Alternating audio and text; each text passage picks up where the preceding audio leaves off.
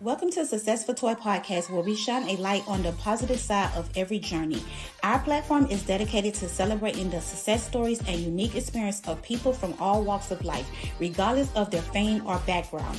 Whether you're a well-known figure or just starting out, the Successful Toy Podcast is here to share your story and inspire our listener with your achievements and insights. Join us as we explore a diverse range of topics and uplift voices that deserve to be heard. Everyone has a story to tell, and we're here to listen. Hey, my toy talkers. So we are back with our first panel for season 4. Yes. So today I have with me, I don't know, I'm supposed to have a girl, but I guess I'll be the only girl holding us down, but that's okay because y'all already know. I don't take y'all sides. Sometimes I be with the men if they talking that good stuff, and then I'm by myself, So yeah, let's get into it. Y'all introduce yourself. Who want to go first? Nobody want to go first? Say, man, if you want to go first, go right ahead. Well, hi, what's up, y'all? My name is Tay from No Cap Podcast, and I've been waiting to be on this show. I've been waiting. We talk shit over here. Hey, what's going on, everybody? Langley Casual Word Shazer, host of Casual Word Radio. Excited to be back. She and I have been together on multiple occasions, so this is always a great time to be here. Yes. So this season and today's episode is sponsored by the product DAPRADUCT. You can follow them on Instagram. Now, you guys ready? Let's get into it. I'm excited because Tay, he said he want to come over here and talk shit. Talking about I probably can't hold him back, but there's no holding back. Be yourself over here. Like, speak how you feel. And then Langley, he my chill, educated, not gonna be how me and Tay is. So he kind of out balance. That'll work. So let's get into it. What impact do you think absentee parents have on a child's development, and how can individuals work through the emotional and physical challenges that arise from this?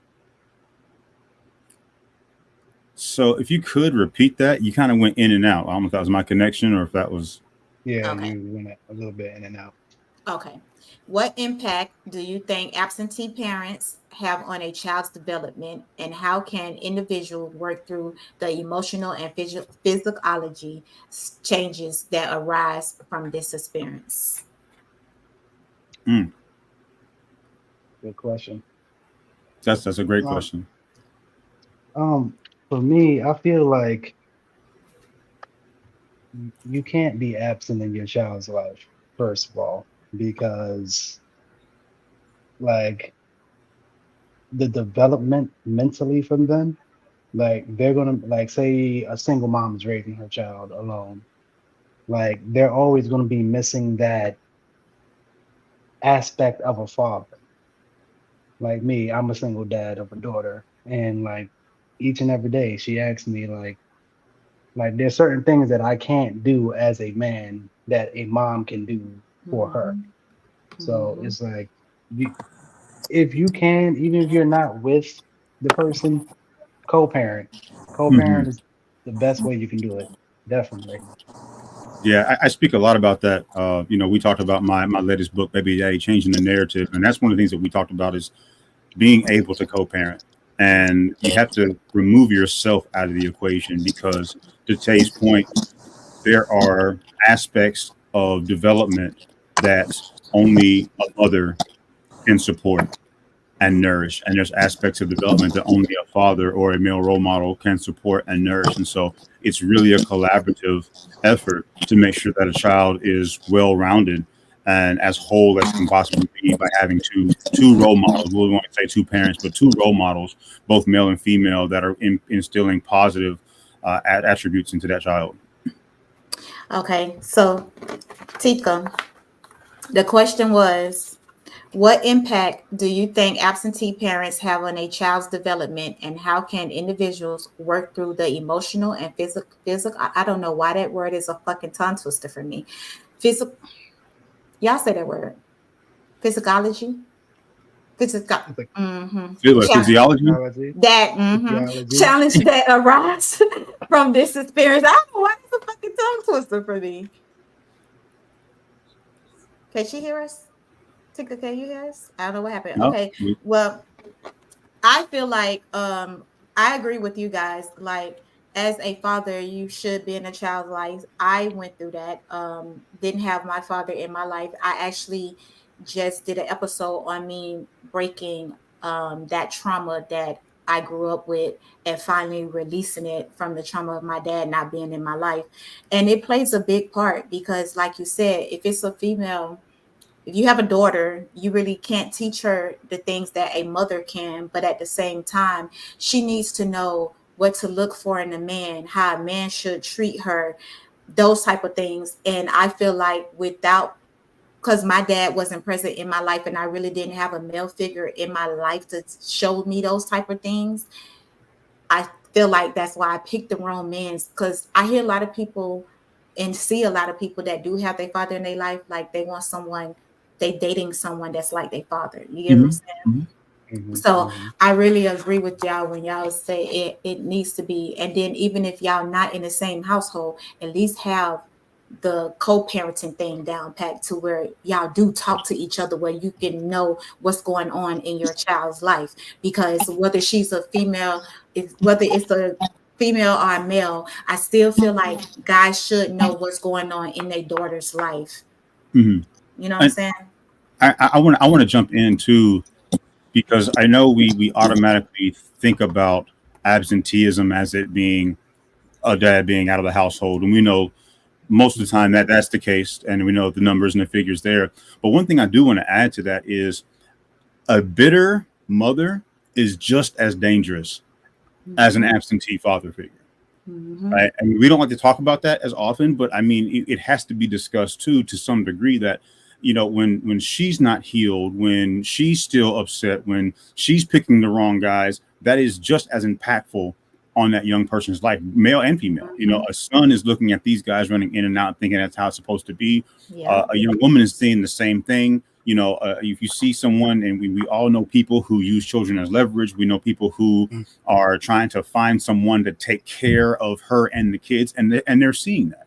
Mm-hmm. So we have to make sure that all of us who have children are doing the very best we can to exemplify the proper behavior, because we talk a lot about it, and we talk a lot about this person ain't crap and this person ain't crap, but you're not exactly showcasing the proper way to be a parent if you're the parent that has sole physical custody. Yeah. Exactly. And it's so crazy because my grandmother raised me, but I never heard nothing bad. My grandmother never down talk my mother nor my dad. You know what I'm saying? If I said I wanted to go spend time with them, I call them, they'll come pick me up. If they don't come pick me up, then they don't come pick me up. So it was like I was a single parent mother, and I raised all boys. But I'm not finna force nobody to be in their life, and I'm not finna be a bitter baby mama either. So I was never a bitter baby mama. I ain't never, oh, if you don't do this, to be honest, that's what my baby daddies did to me. Oh, if you don't give me no, then I ain't doing this, I ain't doing that. Like, I got to have sex with you for you to take care of your child. That is crazy to me. Mm-hmm. That is And there's a crazy. lot of that. There's a lot of that. So I just was like, you know what? I'm not finna press this man to take care of his kids. Like, fuck you. And I left that shit alone. Like, I ain't finna do it, because it took two. It ain't just one. It took two. And then when your child turn out gay, you want to blame the parent. Oh, he gay because of you. Bitch, that ain't got nothing to do with me. Bitch, if you'd have been a man and been in his life. So, yeah. Y'all don't get me upset. It's so interesting when we have this conversation, because a lot of people, one of the things you guys hear me say today, you may not have heard any of my stuff before. One thing I say often is that people always want to look out the window but never in the mirror, and it's endemic with parenthood, that Exactly. it's the other parent's fault that something's going on with the child. But when the child is in your physical custody, and the child is in your home 90% of the time, you have to take responsibility for how that child is turning out as well. Yeah. And this is, again, for single fathers and for single mothers. You can't blame the absenteeism of the other party as the sole contributor to behavioral issues when the child is in your care. Mm-hmm. Okay, so we're gonna go to the next question. How important is personal accountability in overcoming challenges, and what strategies can individuals use to maintain accountability in their personal growth journey? Can y'all hear me okay? Yes, Yes. can you hear us? I can now. I don't know what was happening. It kept glitching. It would let me in and kick me out. I would like to lead on this one. I think because that's what's been coming to me in my incantations. I meditate a lot. Okay. And accountability is only held through truth. So if you're not telling people and making them accountable for the things that they do, they'll continue to do it, which leads them into another path of showing other people and giving them that poison to continue the cycle. Uh-oh. Dang. Okay. We're gonna let her come back and get it together. Okay, yeah. So anybody else want to talk about Yeah, accountability? if I may, I'll go ahead and jump in real quick, and I'll be brief. That accountability is the most difficult but most rewarding thing that any individual can ever do on their growth journey. Right? This goes back to this phrase that Globe Pro just said when we talk about looking out the window. Right? Accountability means you look in the mirror and you say, okay, there's some things that I've done that I need to fix. There's some things that I have in terms of character traits that need to be addressed, and then you do the work. Awareness is only half of the equation, and then you have to go in and start making the adjustment. And it's difficult and it's scary and it's uncomfortable, and we don't want to do it because it's easier to point fingers at someone else. So accountability is at the top of the list in terms of things that have to be utilized in your tool bag when you talk about personal growth. Mm-hmm. Okay, Tay, you want to go before we let Tink continue on? Or you want to let Tink continue before she disappear on us? I don't know what's happening. I don't know why it's doing this. Girl, it's the devil trying to stop you from speaking. That's all it is. I'll be short. Like, coming from a military background, we used to have what we call accountability formations, meaning it was up to you to be there at that certain time. And that goes with whether you're raising a child or just being accountable for your own actions. That's where it pretty much ends. That's what it happens. You have to be accountable for your actions. If I left the milk out on the counter and she's like, "Did you leave it out?" and I say no, like, knowing I did it, like, what's going on? Mm-hmm. Like, definitely be accountable. Yeah. I don't know. It's so crazy, you guys. Like, I wasn't even taught to take accountability when I growed up. It was just that my mom, like anybody in my family, like they never deny anything they did, whether it was good or bad. Like they stand in the paint 10 toes behind it. So that's how I grew up. Like, so I took still do. I take accountability for anything that I do. If I know I did it, I'm gonna take accountability for it. But what you're not gonna do is allow me.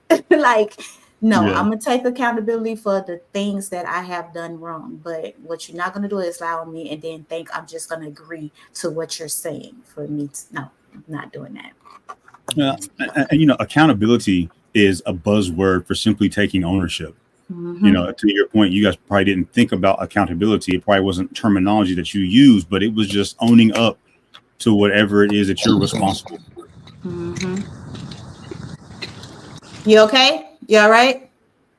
I'm trying it. I didn't reset everything. I didn't reset it 3 times now. This is kind of stressful. So I'm just gonna go sit on another hill. Okay. How come the ones that are super holy are the most judgmental in life?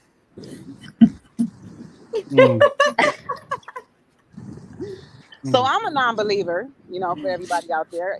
I don't believe in titles. I believe in energy. I believe in spiritual. I believe in things that can be proven. Mm-hmm. So I'm not really I see so many demons coming out of the ones that preach this gospel, and I tell them, Oh my Oh, God. God, Lee, she be I saying was good ready. stuff I too, was man. ready. Yes. God, Lee. Oh man. Well, let me come from the other side real quick. I'm an e-pastor, so I am a believer, but I also believe that it is not my job to force my belief system on anyone, right? My job is to show what I believe through my conduct and through my actions and through what I say.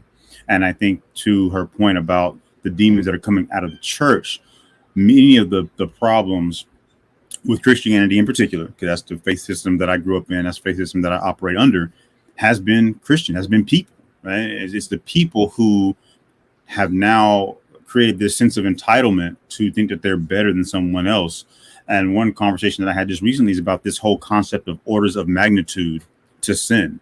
Right? And there's no order of magnitude. If you're messing up, you're messing up, and you don't get to judge me because my mess ups are different from your mess ups. Mm-hmm. And that's one area where we've really got to take ownership and become accountable for the way that we have perverted the word and the way that we have utilized and weaponized a belief system for our own gain. Mm-hmm. So what you say, Tay? For me, I've never been a really religious person, even though I came from a religious family, a Christian family. But growing up, it's like I've never really been that person that goes to church every Sunday, reads the Bible. Now, do I believe there's a higher power? Yes. There's always going to be somebody higher than you, whether in the workplace or in religion. But I have a lot of religious friends, and I've seen some demons. Let's just say that. I've seen some demons Yeah. in that. Me, to be honest, I growed up, they say I was Baptist. So when it comes to that, it's like my whole family is Baptist. Nobody never say they Christians. They always say we Baptists. So myself, I believe in God. I do.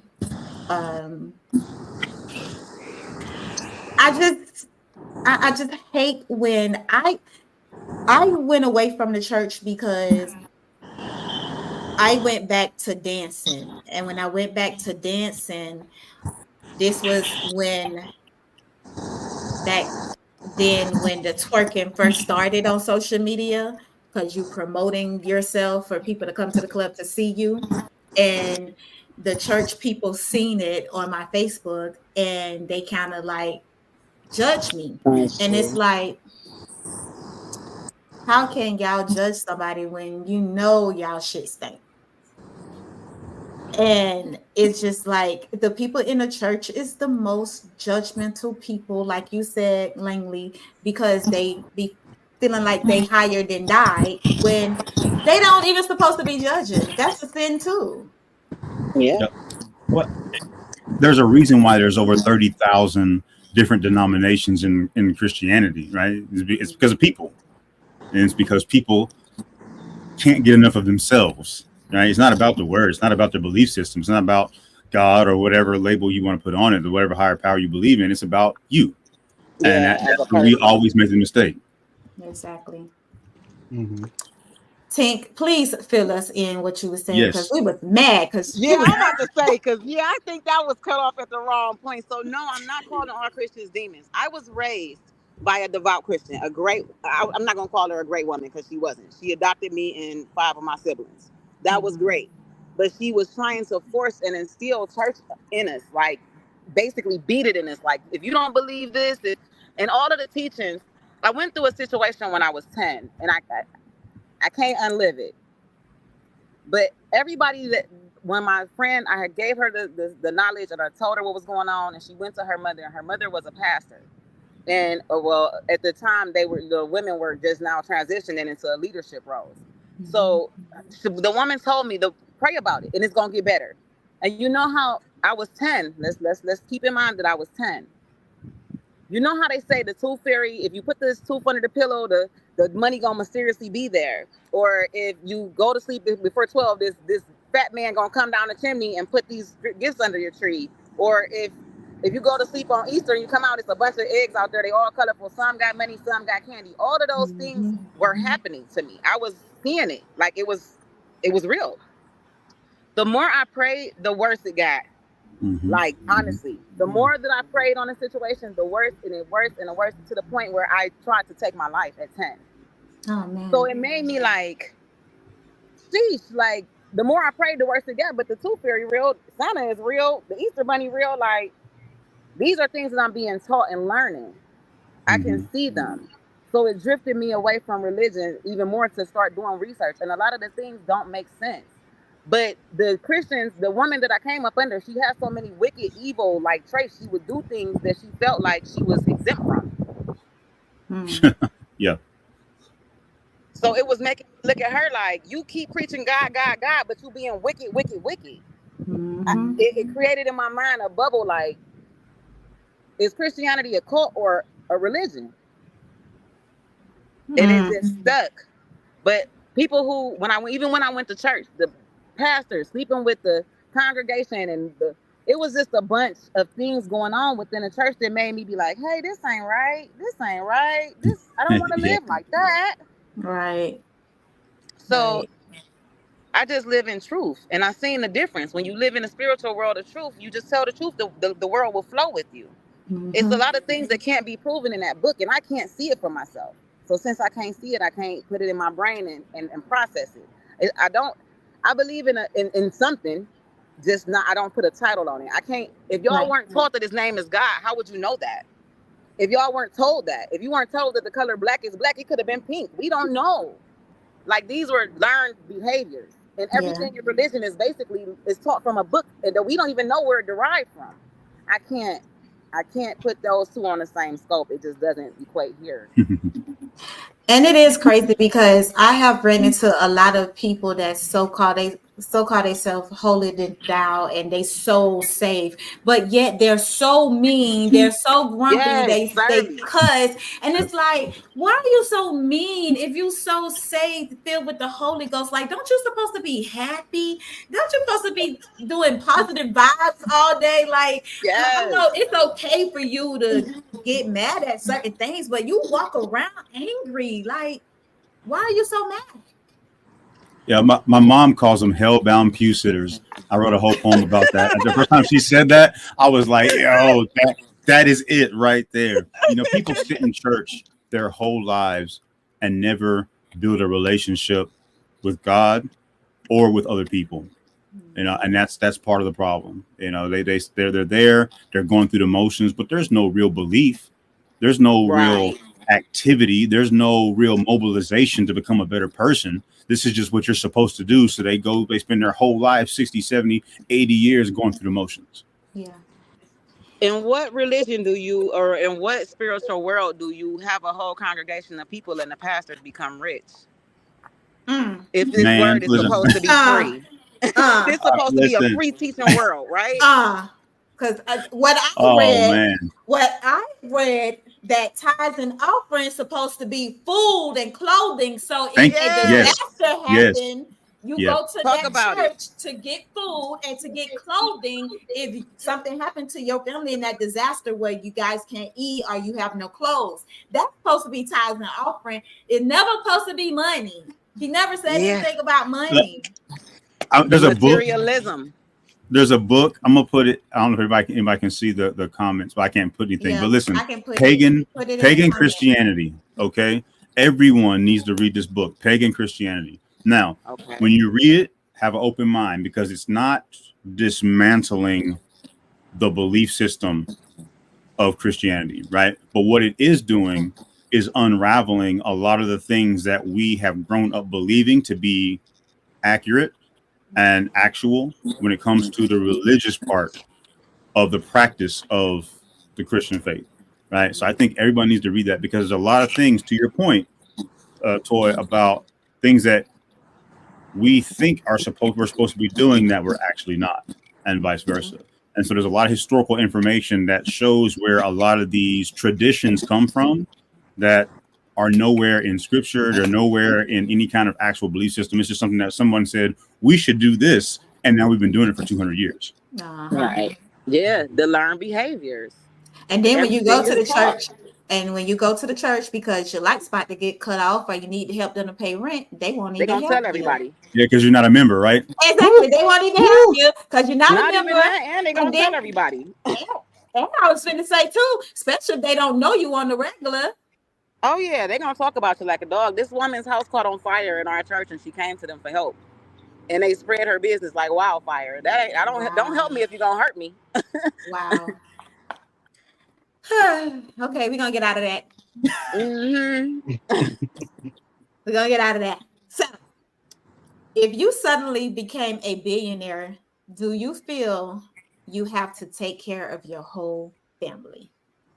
No. Me either. I'm taking care of my immediate family, I'm but gonna I'm take not care of taking who care took of care of me. my whole And I family. say that because I did a 4.5 year prison sentence, and I was everybody's best buddy when I was up. I was all the parties, all of the promos, all of everything. I was everybody's best friend. When I went down by myself. I got back out and I came back up by myself, and the same ones came back around like, oh, let's party. And I realized I started partying with them again, and it was draining me, but I wasn't gaining anything from them. Mm-hmm. So anybody who's not in my corner when I wasn't in my corner when I was down, you will never be with me when I'm up. Exactly. And it's crazy that we having this conversation because I just told my oldest son that. I said, Yep. baby, you find my grandma always told me you find out who your friends is when you go to jail or you in the hospital. When you up, Yep. everybody your friend. But when you down, them friends gonna scatter and they gonna look for the next person to leech off. When you up in the hospital or without a car. Yeah, that too. Or homeless and need somewhere to stay. That's not gonna open their door for you. That's another one. Go ahead, guys. Oh, no. Who's gonna go? Hey, go ahead, man. My daughter, my sister, my dad, and my wife. That's it. The immediate That's family. that's it. Yep. Literally. That's it. Because if you expect me to take care of you when I'm up and you weren't even there when I was living in the shelter and I was Mm-hmm. house Better preach. hopping and couch hopping and I could barely stay with anybody, sleeping under bridges and things like that. Oh my. No, And all definitely you not. needed was one person. Just Right. needed one person. Definitely One not. person. So Ow! when I get I, rich, that's it. You never know what people go through, man. You never Right. no, you don't. I have to echo what Tika was saying about everyone who helped, right? Because your family is not always going to be blood related. And Absolutely. one thing that I try to remind people of is that not everybody who is in your circle is in your corner, and we got to be careful about what that sphere of influence looks like. So yeah, I certainly echo her sentiment. Anybody who's ever been there for me at any point when I needed someone, I'm gonna look out for them for sure. Mm-hmm. I love that. What does the side dude do that the boyfriend or husband doesn't do? So I guess this for us ladies. Tika, where you at? I'm letting her go first. Tika. Well, I don't know where she at. So when she come back. But I'm gonna say, like I say, when it's for with the same thing for the guys when they got a side chick, the boyfriend is gonna do everything that you don't told him that the husband don't do. That's it. That's all. Every negative thing that you said that your husband don't do, that's what that boyfriend is gonna do until you find out he's a piece of shit too, and you could have just stayed with your husband and stayed being faithful with to your husband, So yeah, that's what the side boyfriend do that the husband don't do. Everything you done pillow talk and told him that the husband don't do. Oh man. That's it. That's it. That's all. Oh god. Do a submissive woman really controls a man? I read something very interesting about this just recently, where the lady was saying that because she was submissive, in the most accurate definition of that, right? not being subservient, because we've blurred that line, and that's where a lot of people get upset, because we have said that submission means subservience and servitude. That's not the case. So in the truest definition of being submissive, what she discovered was that her husband came to her for everything anyway, because she was giving him the ability to lead and the ability to make decisions, but he didn't want to make decisions without her input, right? So I would say that is something to be looked at and studied, because I think that there's some accuracy there, where if you guys are a team and you depend on each other, then if you're not trying to overtalk him, if you're not trying to belittle him, if you're not trying to make him feel like he has no idea what he's doing, you're going to get exactly what you were asking for anyway, by being a partner, right? You know, again, submissive is just simply by being.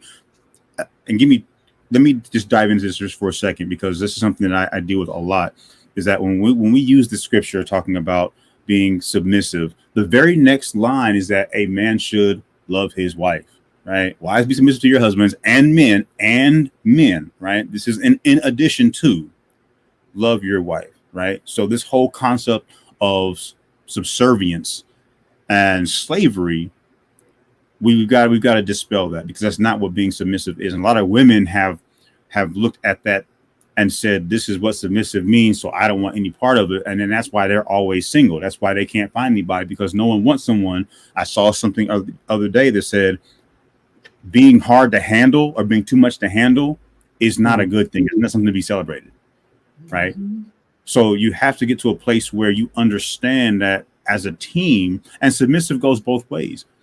If my partner, who's stellar in certain areas, that's her area of expertise. Okay, cool. I'm going to be submissive and I'm going to yield to your judgment. This is what you do well. What would I look like trying to step into your lane?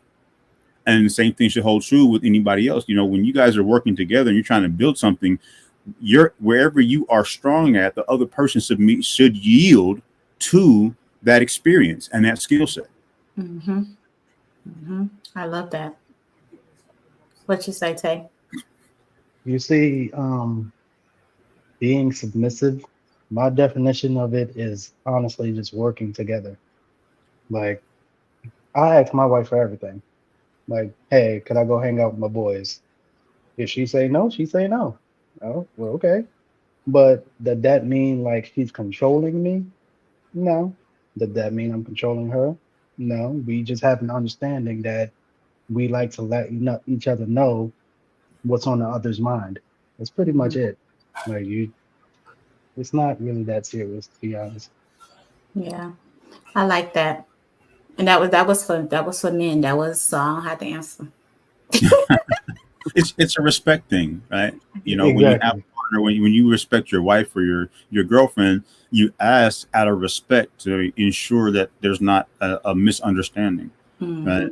And then for her, if she's uncomfortable with something that you have asked to do, then you should respect her enough to not do it. That's What about you date somebody that ain't even worthy enough of you asking for permission? Because I done been there before.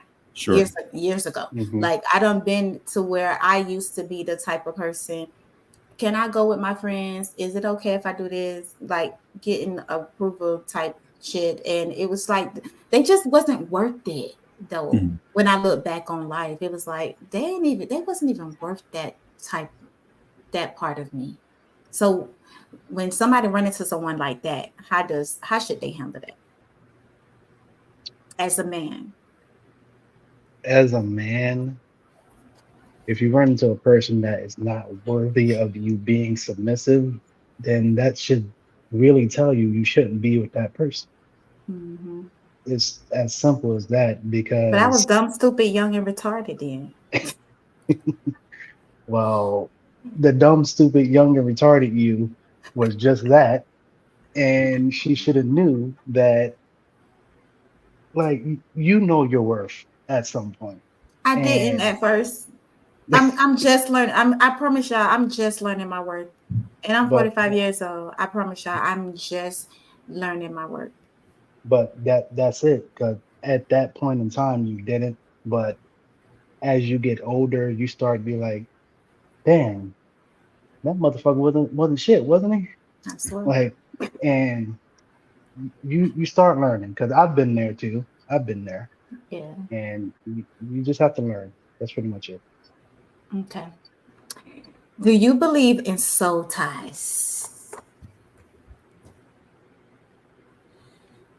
Define soul tie. I was gonna ask y'all. Shit, I was waiting on one of y'all to say, because I mean, people, I don't know, because when somebody said that to me about somebody I was messing around with, and I was like, I don't think it's soul ties. Like, what is soul ties? So their example was like you connected with someone, and it's just everything about them. You don't even supposed to.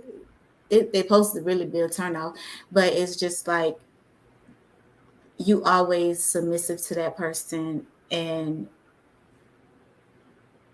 you just can't stop messing with them. That's what they told me. So then I'm like, shit, maybe it is soul ties. But I really don't know the definition of soul ties. Did you want to take that or? Yeah, yeah. Because I have an example. So, Mhm. but when I was a teenager, my first wife, I guess you would consider her a soul tie because we would break up, make up, break up. I'll be with somebody else, cheat on that person with her, and act like it never happened. And for the life of me, I just couldn't understand why I was so hooked on this one person. And I guess you can consider that a soul tie. It's not like that now, but I don't know. I guess that's a soul tie. Oh well, maybe it was like a I, soul tie then. I think it's evolutionary, right? When you think about a soul tie, and I think about someone that, like you were saying, toys that you just all of a sudden there's this connection. You don't really understand it. You can't really explain it, but it's a connection for a particular time in your life, right? And I think that if you look at at a soul tie, first I want to say that a soul tie is not always going to be romantic. Right? Like you're going to be connected to friends who will just know you inside and out. Those are soul ties. Those are people who are connected to you for life. No matter how much time. I have a friend of mine, and we lost contact for 12 years. Bumped into each other at a grocery store, exchanged numbers, and we were hanging like nothing had ever changed. 12 years of time had passed, and it was like yesterday. So you had those individuals, but when we talk about the romantic type, there are some things that we have to make sure aren't happening, which is just familiarity, right? Being comfortable with a person, right? When you're exploratory with an individual, there's a certain level of vulnerability there that allows you to stay comfortable with them. So you may be going in a different direction, but that's something they know you know them, right? That makes it easy. And then there's also the lustful part of this is just someone that I'm just crazy physically attracted to, and no matter what's happening, like that's always going to be a turn on for me, kind of thing, right? So we have to identify and make sure that those things aren't misleading us to believe this is somebody that we should be with, because I'd also venture to say that someone romantically, when you're in a soul tie, isn't someone who's going to be making you doubt your worth. They're not going to be making you second guess your decision making. They're not going to be people who are going to make you feel as though you're not sure what you should be doing with your life. There should be a positive trend in terms of where you're going when you're connected to the right people. I like that. Mhm. Well, I kind of think that was a soul tie then. I'm glad I was saved and delivered from that.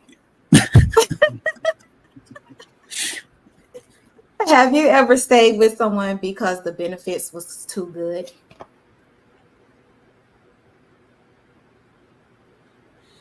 Define benefits. Yeah, I was going to say. Like they have everything good going on in their life. They there for you when you need them. They really is a good, genuine hearted person. Yeah, For sure, for sure. You know, when I was Yeah. younger and manipulative, right? I mean, and I don't know about anybody else, but you know, I don't care to admit it. You know, I was a different Exactly. person a long time ago, and I know that I ruined some people being selfish and manipulative. And there were some people that genuinely cared, that genuinely wanted to see the best in me and wanted to be there to share those best moments, and I took it for granted and really messed up a lot of things. So yeah, that's immaturity, and that was selfishness at that time of my life. Mm-hmm. Oh, go ahead. Go ahead. Okay. For me, I don't think I never been with somebody because of the benefits, because I don't have guys that took care of me. But if I seen something else that I wanted and they ain't have half of the stuff that the other person have, I left. So nah, I ain't never stayed with nobody because of the benefits, because I can't be broke, you know? Mhm. So I don't care about people that, I don't care what you got. It's up to you to make me happy. You can't buy me. So yeah, I never did it. For me, like you said, Langley, when I was younger, I was manipulative, and I stayed with this girl while I was in the military because like she was genuinely a good-hearted person, cared, brought me lunch to work. Uh, if I didn't cook dinner, she would drive about 30 minutes from where she lived all the way to my house just to bring me dinner. And knowing that I was married at the time. So Oh wow. yeah, I was a different person back then, and I can admit that. Thank And God for change. Hmm. definitely, definitely, it was it's something that I think back on now that we're talking about, and it was like that person could have been the one if I Mhm. wasn't messing Yes. around. So yeah, Yeah. Yeah. Yeah. And it's interesting because right, hindsight's always 2020. And all this stuff is part of our growth and hopefully part of your personal development. But you do think back and you're like, man, you know, did you mess up a good thing, or you know, and it's not in a longing sort of sense, but like now that we're having a conversation, you think back and you're like, wow, you know, that was pretty crappy of me to treat somebody like that, Yeah, right? for real. mhm, You know, For real. this is obviously healthy conversation, but it makes you think about some of the lives that maybe you altered their trajectory uh, Mhm. through your for your own personal gain. Yeah. But y'all was bad when y'all was 17. Y'all was bad. I can But admit look at that. but look at y'all now. It's all that matters. And look at us. We're taking accountability. Bam, there it is. There it is. Taking accountability. Would you Accountability. let your girl buy you roses? Because you know, y'all guys, y'all be acting hard, like y'all can't accept flowers and stuff. So would y'all let y'all girl buy y'all roses? Yeah, I actually have a favorite type of flower. It's called a forget-me-not. Ooh. So yeah, like this is for the men specifically. Like I don't understand what the problem is with your girl buying you some type of flower or roses or whatever. Accept it. It's her thinking about you Mhm. throughout her day. She's like, oh, these roses reminded me of him. So let me get these for him. Like, it's not that serious. You don't have to be Exactly. hard all the time. Be Oh, sensitive. Because we know when thank you're in the house, you be all up under her like a little baby. Like a So you. baby.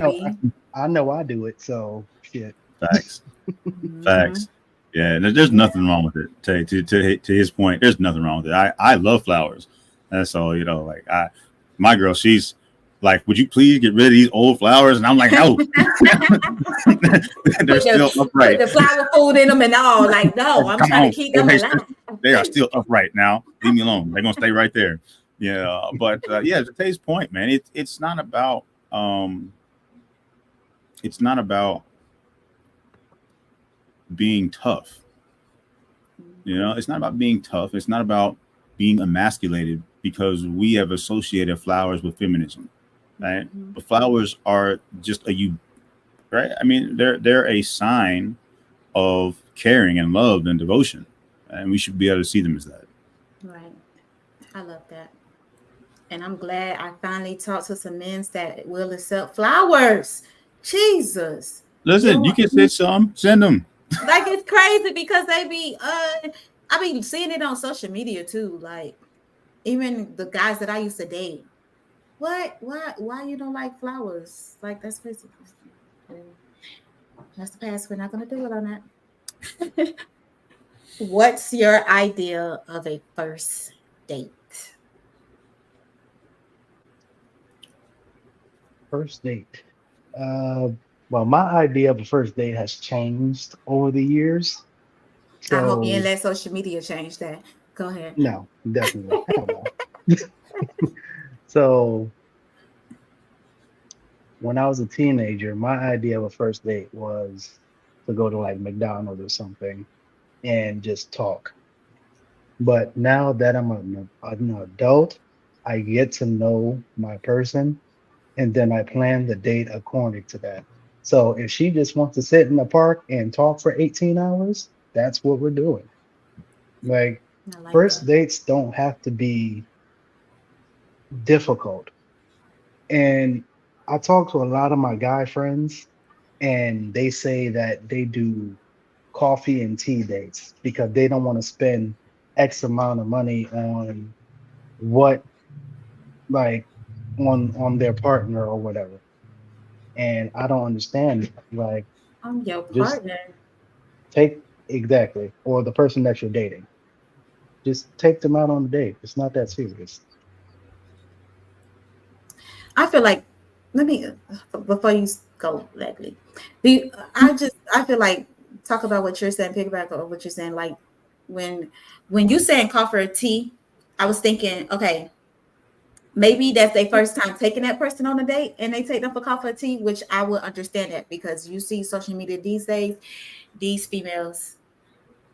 So coffee or tea, if that's somebody that's the first date, then yeah. But if you're dating them, I don't feel like I do a coffee and tea date, but come on now. Go ahead. Like, no, I listen. I agree with both of you guys, but I think that it's what is the intention, right? So to your point, if you are dating someone and you all like coffee and tea, then that's a good opportunity to sit and reflect or just have a conversation or sit in silence, right? But Catch to up do on it, to do it because you don't want to spend a lot of money is preposterous, right? right. I mean, that. As much as I hate to say this, that's a red flag. Okay, that's a problem, because you are associating your expenditures with the value of your relationship, Mm-hmm. right? That's a problem. Um, and also, I agree with Tate. You know, when as I have matured, right, the idea of a first date should be based on the conversations that have happened prior to determining whether or not a first date is going to be something that we want to go do. Mm-hmm. And then you learned a little bit about their interests and their hobbies and things that they like, and hopefully vice versa, so that the date is something that both of you all enjoy. Mm-hmm. And these days, I feel like where the men are going wrong at when they're approaching women, especially when they're approaching them in the inbox and they like, let me take you on a date. And a woman is never going to turn down no fool unless she's in a relationship. Okay. But if you're single, you're not turning down no fool, right? So let's say the person is single, the female is single that they inboxing, and she agreed to this date. You take her to this high-end restaurant. What is your purpose? You take her to this high-end restaurant because if I take her to this high-end restaurant, I just want some ass anyways. And she gonna give it up because you took her to this high-end restaurant.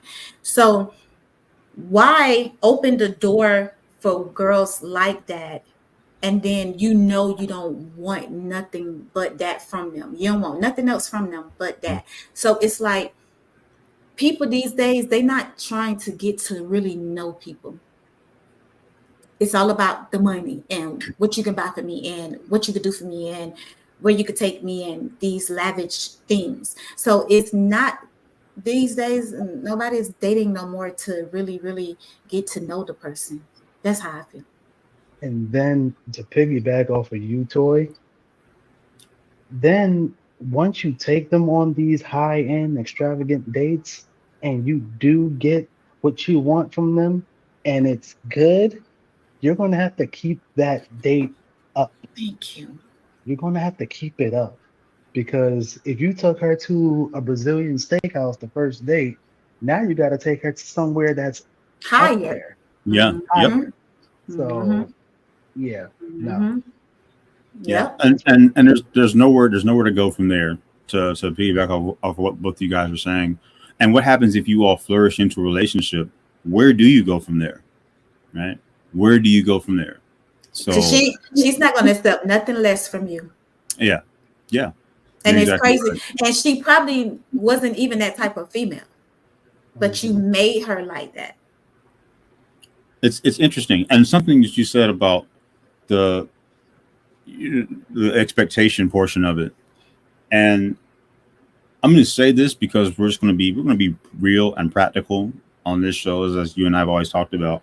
No matter what my position is or whatever, like if you're only interested in one aspect of a person, right? If you're only interested in being physical with a person, just say that. Just say that. Just say that. Like give someone the choice to say, okay, yeah, we can do that and go on about our business, instead of leading them up with all of this, like you said, all this lavishness, to then have to either continue or have something else, right, transpire. So when we talk about ownership and accountability, like let's be serious about what you're trying to achieve. Mm-hmm. And that's the thing. People are not being serious, because just as well as a man was to say that's all he want, you never know. It's females out there. We as females, I'm speaking, this is my opinion, and this is how I used to be. It's plenty of times I done been like a guy. I see a guy that I just want to have sex with. You don't have to lie to me. You don't have to lead me on, because baby, I just wanted the same thing you wanted. But you lying, saying, oh, I want to be with you. I want to do this for you. I want to do that for you. When you just doing this to get in her panties. Just say what you want. I'm quite sure they're going to say, these days, women say what they want to. Yeah. Most definitely. Yeah. So if that's all you want, just be honest, because females these days, we think like guys now. Like, yeah, nigga, that's all you want? Hell yeah, me too. Let's go. And then you got to call me the next day. We ain't got to switch numbers, to be honest. And don't get mad when I walk by you in person like I don't know you, because I have done. It goes. Listen, I hear the phrase "we're both adults," right? I hear that all the time, and yet somehow we manage to communicate anything but as adults. Yeah, like kids. Yeah. And this is not just about that particular situation, but especially in a relationship, right? I mean, and communication is hard because you don't want to hurt somebody's feelings, and there are a lot of other variables at play, but you still have to attempt at being open with communication and trying to convey respectfully how you're feeling and accept how someone else is feeling, and then you all come to an agreement that leads to a solution. Listen, this was the most mature panel I done had.